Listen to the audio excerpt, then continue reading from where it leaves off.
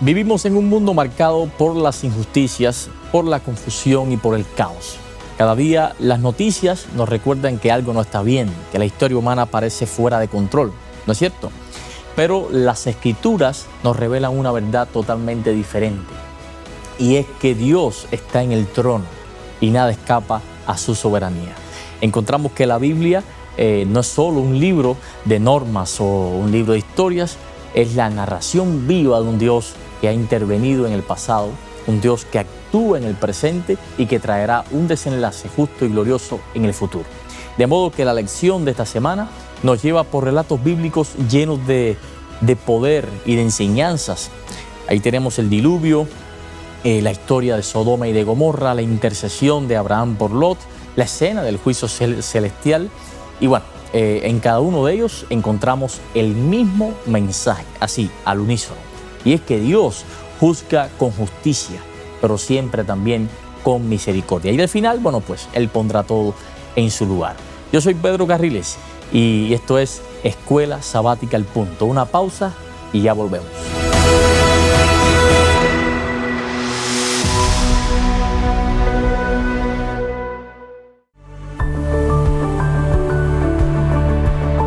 Desde el principio, las acciones de Dios no son reacciones, digamos, improvisadas, sino más bien son parte de un plan totalmente redentor. O sea, nada ocurre por casualidad en el relato bíblico. Cada juicio también es precedido por una advertencia. Cada acto de justicia está envuelto en este asunto de la gracia. Como diría Eclesiastés capítulo 3, verso 11, que lo dice con total claridad, dice, todo lo hizo hermoso en su tiempo y ha puesto eternidad en el corazón de ellos, sin que alcance el hombre a entender la obra que ha hecho Dios desde el principio hasta el fin. O sea, hay una tensión, mi amigo, entre el tiempo presente y la esperanza futura que Dios ha sembrado en cada alma. Así que bueno, la historia bíblica no es una sucesión, digamos, de tragedias, ¿no? Sino más bien un cambio hacia una restauración total. Y en ese cambio, bueno, pues Dios se revela como juez justo, se revela como un salvador amoroso. Y hay una narrativa que por milenios ha arrojado luz a toda la humanidad por su triste desenlace, bueno, lamentablemente, y es la historia de los tiempos de Noé. Mira, en los días de Noé, el mundo, quizás conoces la historia, se había corrompido profundamente, había violencia, la inmoralidad, la indiferencia espiritual, todo esto dominaba el mundo, ¿no? Sin embargo, Dios no actuó así de inmediato, no. Dios entregó a esa humanidad 120 años de oportunidad para arrepentimiento. Y durante todo ese tiempo Noé no solo construyó un arca, sino que también predicó, pregonando su justicia, pregonando el juicio venidero, especialmente por su testimonio. Y aunque pocos respondieron, él fue fiel hasta el final. O sea, su fidelidad no dependió de la multitud de los que aceptaron su mensaje. Y esta historia es sumamente impactante al punto que Jesús también comparó su regreso con ese tiempo. Imagínate hoy, una sociedad ocupada en sus asuntos, inmersa en sus temas, no hay espacio fuera de sus preocupaciones, donde se le da más interés a la urgencia que a la prioridad, donde se ignoran las señales del juicio inminente. Bueno, imagínense. Y no solo Jesús da importancia a esto, también Pedro advierte que en los últimos días habrá burladores que negarán la promesa de regreso de Cristo. O sea, ya aquí se complica la cosa porque no lo harán por falta de evidencias, sino por una elección voluntaria. De modo que mientras hay quienes las ocupaciones lo desvían, otros se desvían por elección propia, por su propia decisión. Eso es triste. Y viendo todo este panorama, podemos entender entonces que el diluvio no fue solo una catástrofe natural, fue también una lección escatológica. ¿Vas conmigo? Sin embargo, no temáis, como dice la palabra, no temáis, manada pequeña, no temáis, porque Dios no destruye sin antes advertir, Dios nos salva sin antes invitar. ¿Ok? Bueno, hay otra historia que tiene muchos puntos de contactos con esta del diluvio, y es la de Sodoma. Resulta que Sodoma y Gomorra tienen similitudes con esto del diluvio, igual, sociedades entregadas al pecado, a la autosuficiencia, a la negación de toda verdad moral y bueno, también, por ende, claro, a la exclusión de Dios de sus vidas. Sin embargo, la atención del relato se centra en Abraham. Abraham, un hombre que, bueno, aunque no vivía en esas ciudades, se puso de pie para interceder por ella frente a Dios. Entonces, cuando lees ahí la narrativa, ves que su diálogo con Dios es altamente conmovedor y formula entonces digamos, una afirmación poderosa. Dice Génesis 18:25, el juez de toda la tierra no ha de hacer lo que es justo. ¡Wow! ¡Ay, Abraham! Aquí Abraham encara al Dios eterno. Y ante un hombre así, bueno, pues Dios responde a esa fe y en consecuencia Dios le revela su plan, escucha su ruego y también actúa con justicia y por supuesto, como es Dios, con compasión. Como resultado, ya conoce la historia. El sobrino de Abraham, Lot, fue rescatado no por su grandeza, sino por la fidelidad de Abraham y por la gracia de Dios. Y aquí, mi hermano, la lección es clara. Antes del juicio hay oportunidad y el pueblo de Dios tiene un papel activo en esa obra. ¿Cuál es el papel? Bueno, pues interceder, advertir, pero también reflejar la justicia divina con testimonio y con fe. Bueno, pasando a un aspecto central, diría yo, dentro de nuestra fe profética, nos vamos también a detener en uno de los pilares más sólidos y significativos de nuestro mensaje, y me estoy refiriendo al juicio preadvenimiento. Este juicio, también lo vamos a ver en el estudio de la escuela sabática, no es una amenaza ni una causa de temor para el creyente, sino una expresión sublime de la justicia, de la transparencia, de la misericordia de Dios. Y muchas veces se malinterpreta este concepto como si Dios necesitara examinar los archivos porque tiene falta de memoria para descubrir quién merece ser salvo o no. Y no es así, porque la realidad bíblica es muy diferente.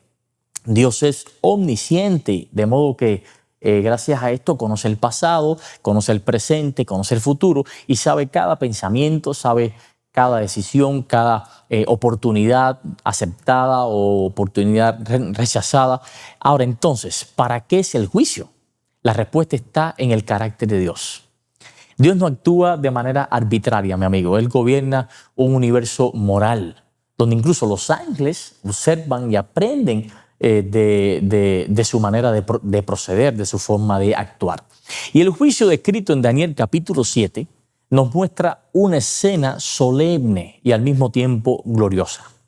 Dice que el trono de Dios, rodeado de fuego, hay millares y millares de seres celestiales en pie, los libros fueron abiertos ante la asamblea del cielo, o sea, todo esto denota que es un juicio público, es un juicio transparente, es un juicio universal.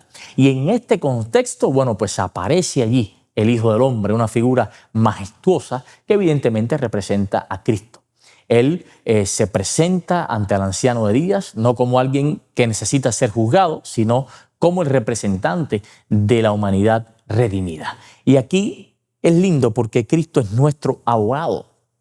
Es Él quien intercede por nosotros, presenta su sangre como evidencia de nuestra justificación, pero a la vez es nuestro juez, porque el Padre ha delegado en Él toda potestad precisamente para juzgar. Y aún más, es también la ofrenda perfecta por nuestro pecado, por nuestra maldad. En esta escena no se examina solamente las acciones externas, sino las motivaciones del corazón. Se analizan oportunidades, se analizan decisiones, el testimonio recibido, y cada caso es considerado con absoluta equidad.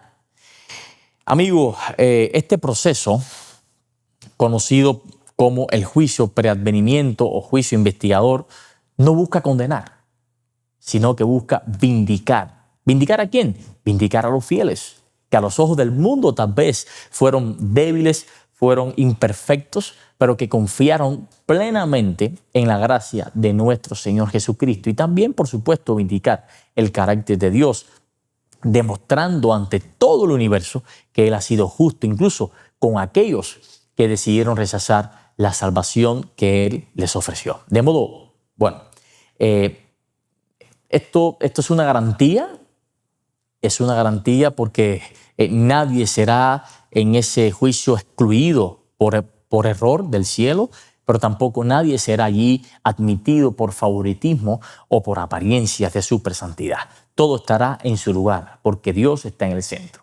La gracia y el arrepentimiento son los sazones directos en todo esto y es una realidad. El anuncio de una victoria asegurada para todos los que se aferran al Cordero. Todo esto nos recuerda que no estamos solos, que el cielo está interesado en nuestra salvación, en nuestra redención y que al final el bien triunfará de manera completa, rotunda y definitiva sobre el mal. Ahora bien, avanzando un poco más en el resumen de la lección de esta semana, cuando estudias toda la profecía al respecto, encontrarás también que la Escritura muestra un patrón repetido, y es que antes del juicio hay luz, antes del castigo hay advertencia y antes del cierre de la puerta hay gracia, pero gracia abundante. Y el mensaje respecto a esto, el mensaje de los 3 ángeles que se presenta ahí en Apocalipsis capítulo 14, es la última proclamación de misericordia al mundo. Y no se trata de una amenaza, sino de llamados al amor, adorar al Creador, de salir de Babilonia, evitar la marca de la bestia. Todo esto son actos de respuesta a la gracia divina. Pero como en los días de Noé y de Lot, volviendo atrás, la mayoría elegirá, lamentablemente, el camino ancho, la puerta ancha. El rechazo será totalmente consciente. Y bueno, cuando vamos a Apocalipsis capítulo 6, allí se describe ese día con mucho dramatismo. Dice que los impíos verán al Cordero y querrán huir de su presencia. Pero lastimosamente ya no habrá más oportunidad. El tiempo de gracia habrá terminado. Y la pregunta mía es ahora, ¿quién podrá entonces sostenerse en pie? ¿Quién? Esa es la gran pregunta de todo el Apocalipsis. Y la respuesta te la voy a dejar. Y se encuentra en el capítulo siguiente, en el capítulo 7, versos 13 y 14, donde dice, entonces uno de los ancianos habló diciéndome, estos que están vestidos de ropas blancas, ¿quiénes son? ¿Y de dónde han venido? Y yo le dije, Señor, tú lo sabes. Y él me dijo, estos son los que han salido de la gran tribulación y han lavado sus ropas y las han emblanquecido en la sangre del Cordero. Fíjate bien, hay un detalle aquí. Los que han lavado sus ropas en la sangre del Cordero, los que han creído en el Evangelio eterno y los que han perseverado. Amigo, la salvación no es un mérito humano. La salvación es una obra totalmente divina en aquellos que responden por fe. Y al final de toda esta historia no habrá injusticia sin corregir, no habrá lágrimas sin consuelo, porque Dios pondrá todo en su lugar. De modo que los redimidos alabarán al Señor no solo por haberlos salvados, sino por haberlo hecho con justicia perfecta. Por eso la esperanza del cristiano no se basa en teorías optimistas, en pensamientos positivos ni en cambios políticos. La fe del cristiano se fundamenta especialmente en el carácter de Dios. Un Dios que ha juzgado con total rectitud en el pasado, un Dios que actúa con misericordia evidente en el presente y que también traerá justicia definitiva en el futuro. O sea, cada historia que hemos revisado, la de Noé, la de Abraham, el juicio celestial, apunta a una verdad central. El mal no tendrá la última palabra. Dios restaurará lo que el pecado ha dañado y ese juicio final, lejos de producir temor en nosotros, debe llenarnos de total confianza, porque el que juzga es también nuestro Salvador. Amigo, que nuestra vida refleje esa esperanza, que nuestra voz anuncie con amor el mensaje eterno y que nuestro corazón esté totalmente preparado para ese gran día cuando Dios por fin ponga todo en su lugar, que viene sí o sí. Prepárate porque el día está cerca. Dios te bendiga y te abrigue siempre.